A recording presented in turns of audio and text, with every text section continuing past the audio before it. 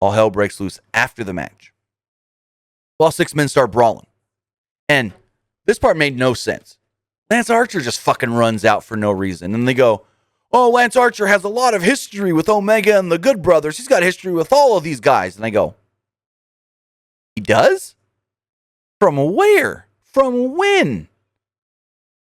And that, fine, whatever.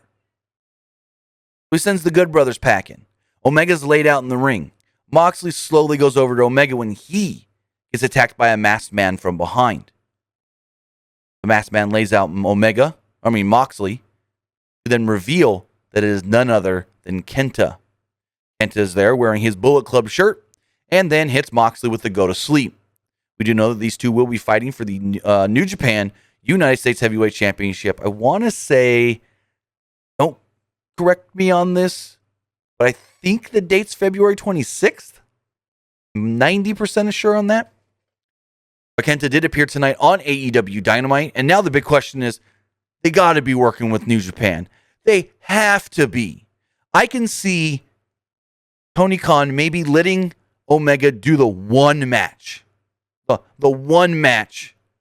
And say, drop the title. You're no longer New Japan champion. We don't have to worry about that anymore. But for Kenta to show up tonight, that does lead me to believe that these three companies are working together, because the Impact pay-per-view, it was Bullet Club this, Bullet Club that. Bullet Club logos on everything.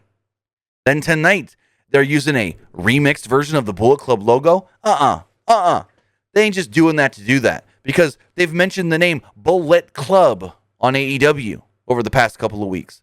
And in America, New Japan Pro Wrestling owns the trademark to the name Bullet Club. So these fuckers have been lying to us for I don't know how long. At least a couple months maybe. They're all working together. This ain't just coincidence, happened all of a sudden. Because we do know that all that stuff that went down last week on New Japan Strong with Moxley and Kenta was filmed back in December. Moxley's little promo that aired during Wrestle Kingdom, filmed back in December. So since at least December, all these guys have been working together, it seems like. Now, we'll wait and see what more we find out.